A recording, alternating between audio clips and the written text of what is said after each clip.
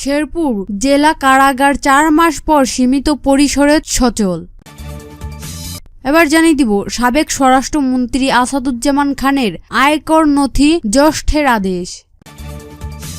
এবার জানিয়ে দিব ফ্যাসিবাদের একটা পর্ব মাত্র শেষ হয়েছে, সংগ্রাম চালিয়ে যেতে হবে বলেছে ইসলামী ঐক্য জোট। এবং সর্বশেষ জানিয়ে দিব আইনের শাসন ও স্বাধীন বিচার বিভাগ গড়ে তুলতে হবে বলেছেন তারেক রহমান। এতক্ষণ শুনছিলেন সংবাদ শিরোনাম, এখন শুনবেন বিস্তারিত। শেরপুর জেলা কারাগার ৪ মাস পর সীমিত পরিসরে সচল হয়েছে। গতকাল বৃহস্পতিবার বিকেলে শেরপুরের চিফ জুডিশিয়াল ম্যাজিস্ট্রেট আদালত থেকে পাঠানো ১৩ বন্দীকে নিয়ে সীমিত পরিসরে জেলা কারাগারের কার্যক্রম শুরু হয়। গত ৫ই আগস্ট শেখ হাসিনার সরকার পতনের পর শেরপুর পৌরসভা দমদমা কালীগঞ্জ এলাকায় অবস্থিত শেরপুর জেলা কারাগারের বিক্ষুব্ধ ছাত্র জনতা ও ভাঙচুর করে আগুন ধরিয়ে দেন। এ সময় কারাগারে থাকা বন্দীরা পালিয়ে যান। কারাগারে থাকা অস্ত্র ও মূল্যবান সামগ্রী লুট করার ঘটনাও ঘটেছে। এতে কারাগারটি অচল হয়ে পড়ে।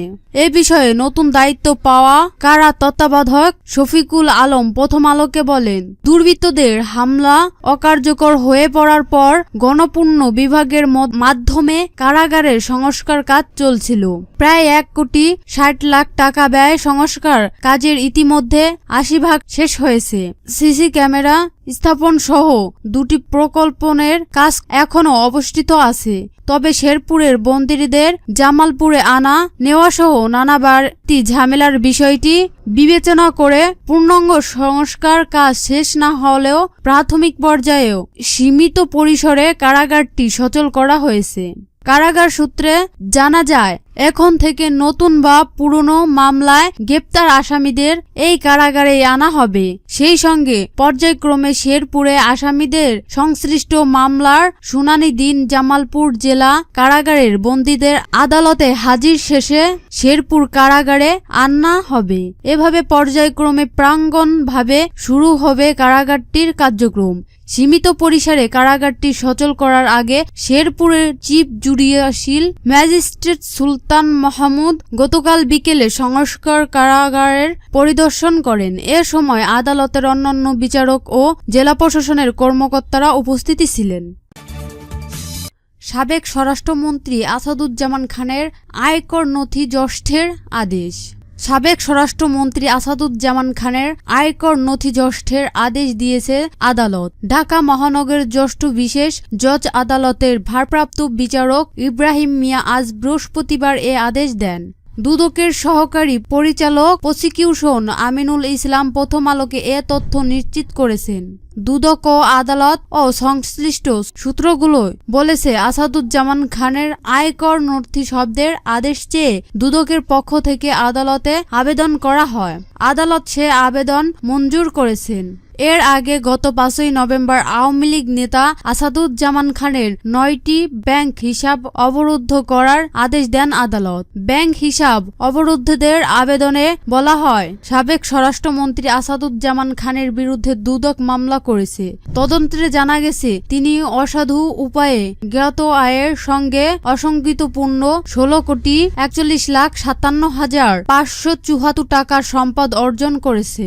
দুদক আদালতের আরো জানিয়েছে, সাবেক স্বরাষ্ট্রমন্ত্রী ৮টি ব্যাংক হিসাবে সন্দেহজনকভাবে ৫৫,৪৪,৪৭৬ টাকা লেনদেন করা হয়েছে, যা মানি লন্ডারিং প্রতিরোধ আইনে অপরাধ। এর আগে গত ২১ সেপ্টেম্বর আসাদুজ্জামান খান তার স্ত্রী লুৎফু তাহমিনা খান সহ ১০ জনের দেশত্যাগের নিষিদ্ধতা দেন আদালত। আইনের শাসন ও স্বাধীন বিচার বিভাগ গড়ে তুলতে হবে বলেছেন তারেক রহমান। হারিয়ে যাওয়া আইনের শাসন, স্বাধীনতা, বিচার বিভাগ, বহুমত ও পথের রাজনৈতিক ব্যবস্থা গড়ে তুলতে হবে বলে মন্তব্য করেছেন বিএনপির ভারপ্রাপ্ত চেয়ারম্যান তারেক রহমান। দলটির সিনিয়র যুগ্ম মহাসচিব অ্যাডভোকেট রুহুল কবির রিজভী স্বাক্ষরিত এক প্রেস বিজ্ঞপ্তিতে শহীদ বুদ্ধিজীবী দিবস উপলক্ষে দেয়া বর্ণিতে বিএনপির ভারপ্রাপ্ত চেয়ারম্যান একথা বলেন। বাণীতে তারেক রহমান বলেছেন, শহীদ বুদ্ধিজীবী দিবস উপলক্ষে ১৯৭১ সালে মুক্তিযুদ্ধ চলাকালে হানাদার বাহিনী ও তাদের দোসরদের হাতে শাহাদত বরণকারী দেশের প্রথম শ্রেণীর শহীদ বুদ্ধিজীবীদের স্মৃতির প্রতি আমি বিনয় শ্রদ্ধা জানাই। তাদের রুহুতে আগফিরাত কামনা করি। শহীদ বুদ্ধিজীবী দিবস জাতির ইতিহাসে এক মর্মশালীন ও শোকবহ দিন। অমর বুদ্ধিজীবীরা দেশের ক্ষয়জন্ম শ্রেষ্ঠ সন্তান, যারা একটি সমৃদ্ধ এবং মাথা উঁচু করা জাতি দেখতে চেয়েছিলেন। তারা ন্যায় বিচার ভিত্তিক ও ঘোষণামুক্ত একটি গণতান্ত্রিক রাষ্ট্রের প্রত্যাশা করেছিলেন। কিন্তু হানাদার বাহিনীর দোসরা চূড়ান্ত বিজয়ে প্রকালে স্বাধীন বাংলাদেশকে মেধাশূন্য করতে পরিকল্পিত এ হত্যাযজ্ঞ ঘোষিত করে। ফ্যাসিবাদের একটা পর্ব মাত্র শেষ হয়েছে, সংগ্রাম চালিয়ে যেতে হবে বলেছে ইসলামী ঐক্যজোট। দেশের রন্ধ্রে রন্ধ্রে প্রতিষ্ঠিত সব ধরনের ফ্যাসিবাদ উৎখাত করার আহ্বান জানিয়েছে প্রয়াত মুফতি ফজলুল হক আমিনীর দল ইসলামী ঐক্যজোটের চেয়ারম্যান মৌলানা আব্দুল কাদির। তিনি বলেন, ফ্যাসিবাদের একটা পূর্ব মাত্র শেষ হয়েছে ছাত্র জনতার আন্দোলনের মাধ্যমে। এই আন্দোলন ও সংগ্রাম চালিয়ে যেতে হবে। দেশের রন্ধ্রে রন্ধ্রে প্রতিষ্ঠিত সব ধরনের ফ্যাসিবাদ উৎখাত করতে হবে।